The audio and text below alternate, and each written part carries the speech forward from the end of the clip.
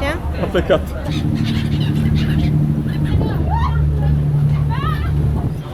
Nu, câți oameni.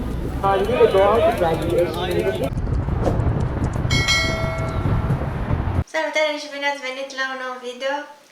În vlogul de azi traversăm Bosforul cu feribotul public și ajungem în partea asiatică a Istanbulului. Istanbul este un oraș dispus de o parte și de alta a Bosforului, strâmtoarea maritimă cea mai îngustă, folosită pentru navigația internațională din lume. Ea face legătura între Marea Neagră și Marea Marmara și, da, Istanbul este întins de o parte și de alta a Bosforului, împărțit astfel în partea europeană și partea asiatică. Sunt trei poduri rutiere peste Bosfor. Trenul circulă printr-un tunel submers la o adâncime de 55 de metri.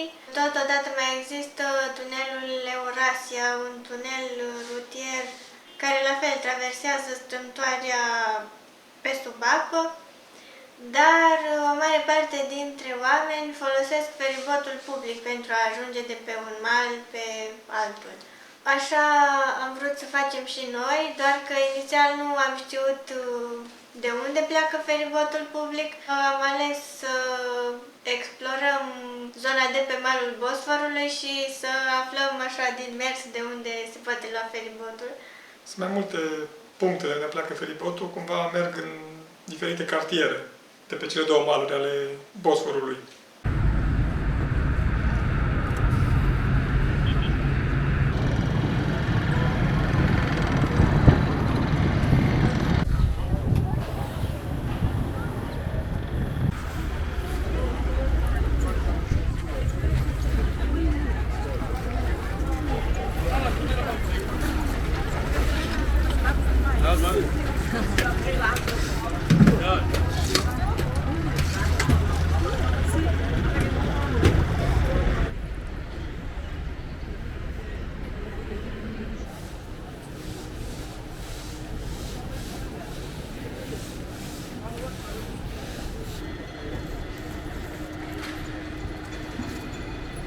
Am ajuns în parcul de lângă Palatul Topkapi.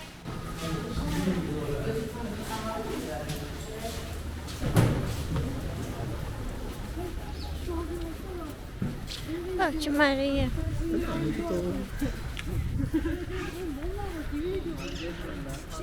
Și după ce am traversat parcul, am ajuns din nou la Hagia Sophia, în ideea că poate de data asta o să reușim să intrăm. Era destul de devreme, am plecat cu gândul că o să reușim să intrăm, dar când am ajuns, spre surprinderea noastră, era din nou o coadă imensă la intrare.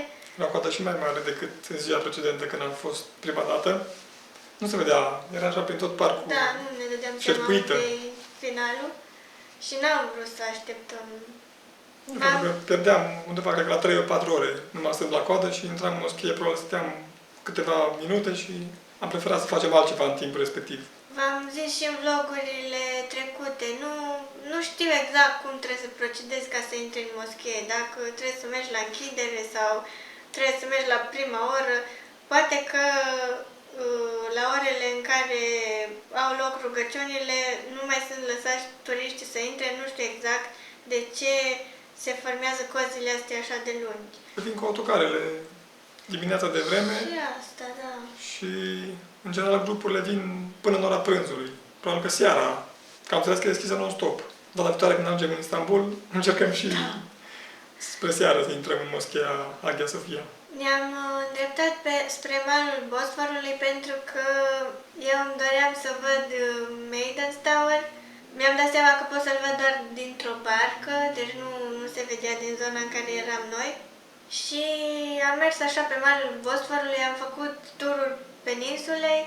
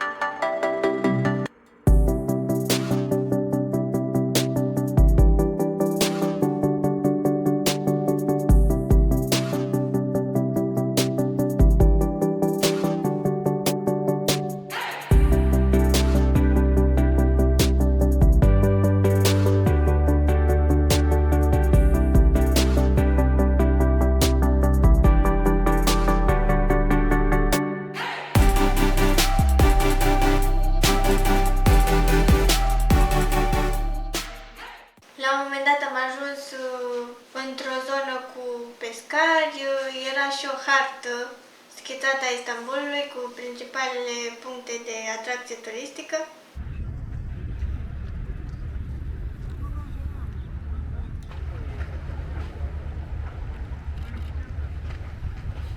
Erau foarte multe pisici, pentru că unde sunt pescari e pește și, bineînțeles, apar și pisicile.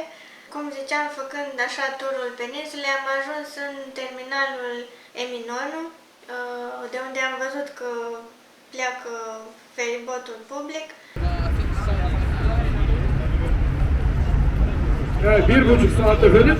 Sunt mai multe puncte, mai multe terminale din care pleacă feribotul public, Beşiktaş, Caracoi și Eminonu, și se ajunge în 3 sau 4 puncte de pe partea asiatică. Noi am ales să plecăm din Eminonu, e chiar dincolo de Polul Galata, aproape de bazarul egiptean. Pentru a trece cu feribotul public era nevoie de o cartelă. Da, se putea folosi cardul de transport Istanbul.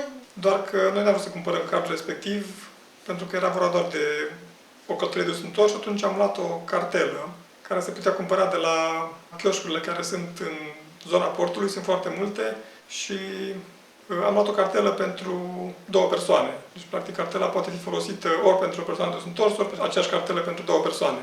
Și în momentul în care vrei să intri în terminalul de feribot, o scanezi și după aceea la intrarea pe feribot nu mai te întreabă nimeni de cartelă. Ne-au costat undeva la 5 lei de persoană pe sens. Și o cartelă avea 2 călătorii. Deci am cumpărat una pentru 2 la dus și una pentru 2 la întors. Feribotul circulă la interval regulat, la 20 minute pleacă fiecare feribot. Ce? A plecat. Ah. E ca și 20 motorul. Și noi când am ajuns acolo, deja era feribotul în terminal, doar că n-am reușit să ne urcăm pe primul. Cumva a fost bine, pentru că deja era foarte aglomerat și când a venit următorul am avut mai mult spațiu și am putut să ne bucurăm de o croazieră pe Bosfor. Uite până intrăm, pe acolo intrăm.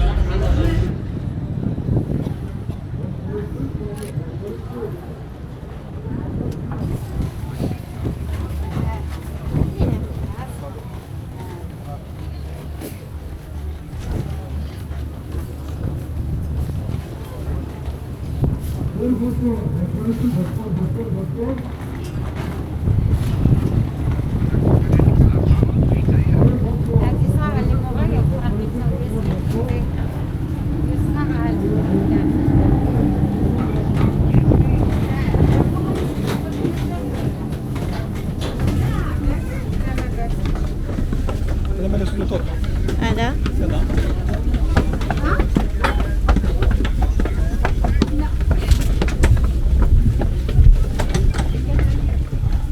Dar se clatină. Și pe unde mergi? Se tot pe aici? Ah, ok.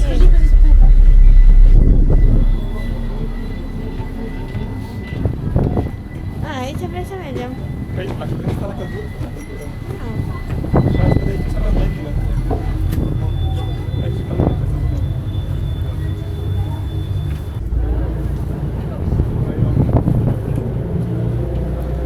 Deci curate ăsta. Arăta foarte, foarte bine pentru un feribot public. Avea scaune în exterior, în interior și erau foarte confortabile. Nu știu dacă toate feriboturile sunt așa, dar cel pe care l-am nimerit noi era foarte modern. Noi aveam experiența cu feribotul public din Egipt. Da. Ne gândeam cumva că e ceva similar, nu chiar ca acolo, dar similar. Dar că în momentul în care l-am văzut, mi-am dat seama că e foarte bun prețul pentru că e o călătorie de vreo un sfert de oră, 20 minute. Da. Până traversezi de pe un mal pe altul. Și te și bucuri de peisaj.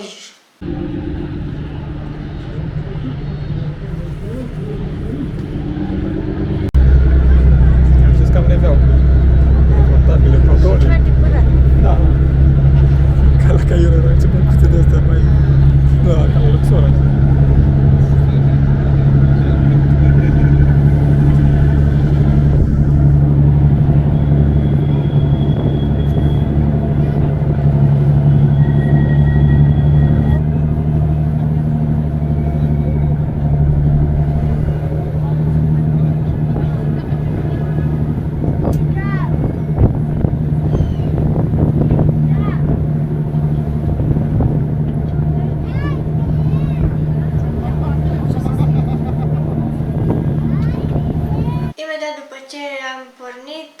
început să ne înconjoare pe scărușii. Erau și foarte mulți oameni care îi hrăneau și aruncau cu biscuiți în sus. Era așa o atmosferă foarte faină. Priveliștea era foarte frumoasă și, într-adevăr, plimbarea asta cu feribotul, pot să spun că mi-a plăcut cel mai mult din călătoria noastră în Istanbul.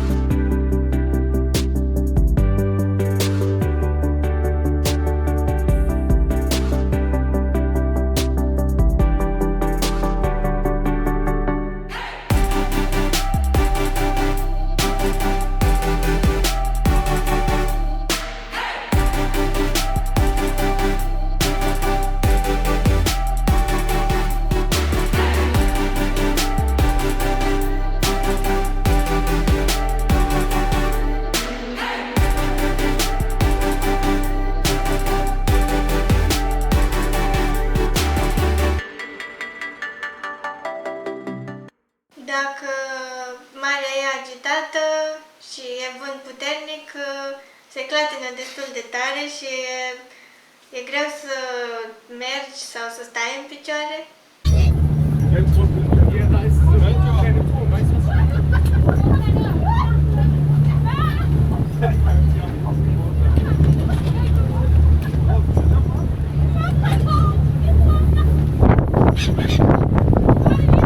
Noi am vrut să stăm afară pe punte pentru a vedea peisajul, chiar dacă bătea vântul și era destul de răcoare, da?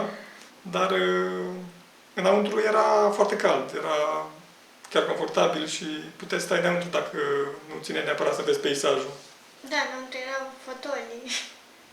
La un moment dat am reușit să văd locul în care era Maiden's Tower, doar că era cu totul acoperit de schele și mi-am dat seama că nu o să putem să-l vizităm.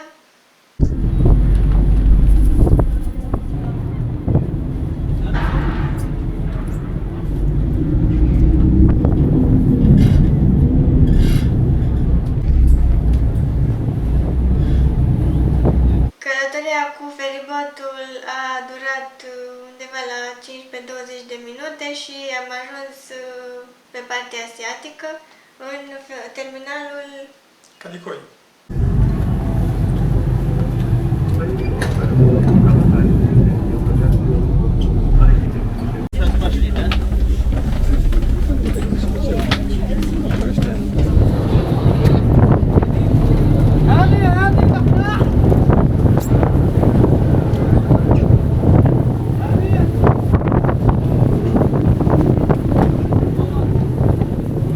Am coborât din feribot și chiar când cobori acolo e foarte mare aglomerație, e o zonă ca un fel de piață și puțin aspectul se schimbă. Cumva oamenii sunt diferiți, adică pe partea europeană se vede influența occidentală, pe partea cealaltă se simte puțin aspectul mai degrabă asiatic.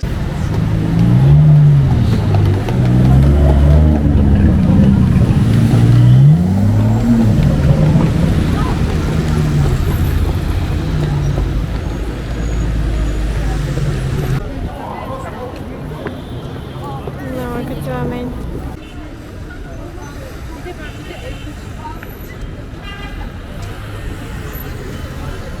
Dincolo de faptul că vrem să vedem puțin partea asiatică a Istanbulului și să ne plimbăm puțin pe Bosfor cu feribotul, aveam și un motiv organizatoric, să zic, pentru care am vrut să traversăm pe partea asiatică, și anume de acolo urma să plecăm cu trenul înspre Denizli.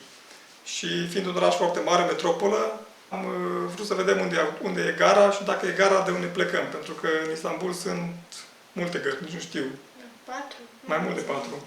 Și atunci am zis că să mergem să ne asigurăm că gara din care urmează să plecăm e cea corectă, să zic așa. Am intrat în câteva magazine cu rahat turcesc, dulciuri, nuci, alune, pentru că la ei sunt aranjate așa de frumos încât n-ai cum să nu intri și să nu iei ceva.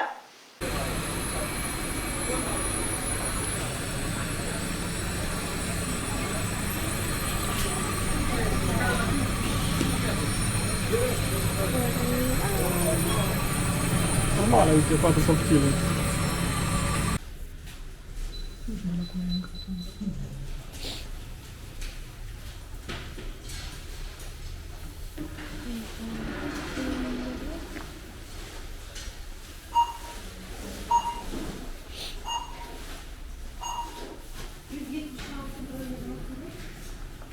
Nu am stat foarte mult pe partea asiatică, undeva la 2 ore, așa că nu pot să zic că am reușit să ne facem așa o impresie despre partea asiatică.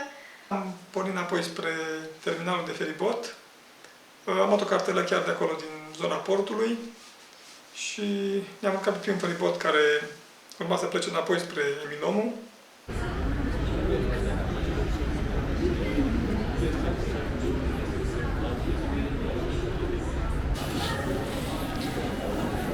Da. Doar că de asta dată feribotul nu mai arăta chiar la fel de modern sau de nou ca cel cu care am venit, dar chiar și așa a fost confortabil.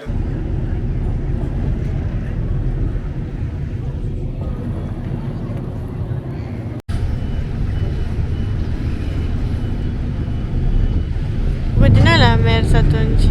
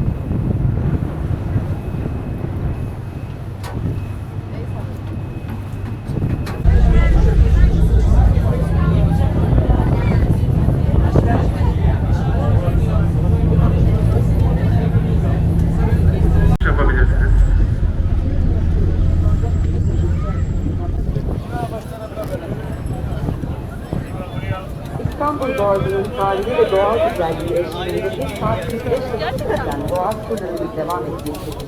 Turun etrafındaki temiz sıcak ve soğuk Boğaz turumuz bizi yaşam çocuklarının önümüzdeki yolda kulesinden kalkan bir yere gidiyor.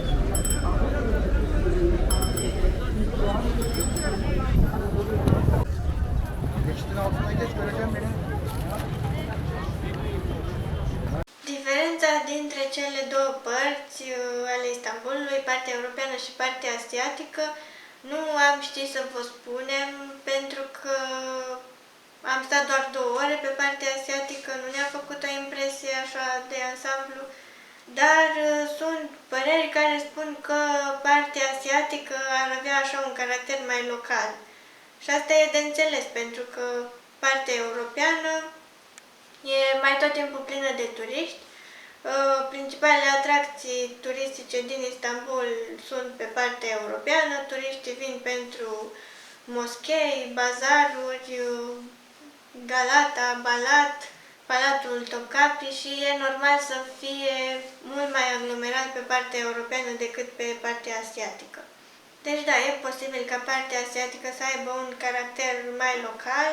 Așa că rămâne pe data viitoare când ajungem în Istanbul să explorăm mai mult partea asiatică, poate chiar să stăm pe partea asiatică și să ne cazăm acolo. Oricum, după ce ne-am continuat călătoria prin Turcia, ne-am dat seama că Istanbul nu-ți oferă neapărat atmosfera aia turcească autentică, dar asta o să observați voi în vlogurile viitoare. Cam atât pentru azi. În videoul următor pornim spre Denizli, un oraș surpriză pentru noi, o să îl descoperiți și voi împreună cu noi. Vă mulțumim că ne-ați urmărit până la final. Și ne vedem în următorul video.